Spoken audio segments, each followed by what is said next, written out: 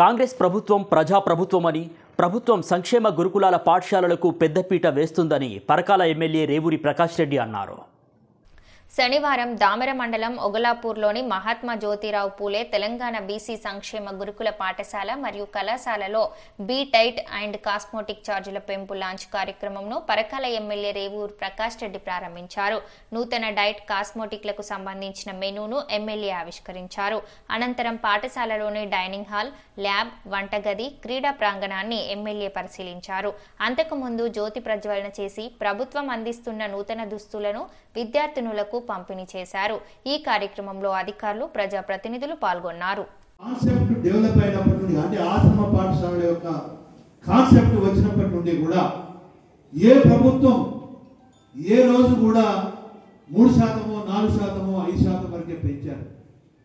కావాలి వాళ్ళ గత ప్రభుత్వం 10 సంవత్సరాలలో మీరు చూస్తే మొత్తం 10 సంవత్సరాలలో కూడా కనీసం 10% కూడా పెంచలే. కానీ ఈ ప్రభుత్వం ఇవాళ ఎకే టైం 40% పెంచింది అని అంటే ఇప్పుడే పిల్లలు చెప్పారు, నిజంగా పిల్లలు దేవుడితో సమానం. ఎవరు చెప్పి నేర్పించింది కాదు, పిల్లలు ఏం చెప్పారు. గతంలో మాకు మిగులుంటేనేమో 2 గుడ్లు 3 గుడ్లు పెట్టేవాళ్ళు, ఇచ్చిన డబ్బులలో మిగులుతేనేమో మటన్ పెట్టేవాళ్ళు, చికెను ఒకసారి 2 సార్లు పెట్టేవాళ్ళు.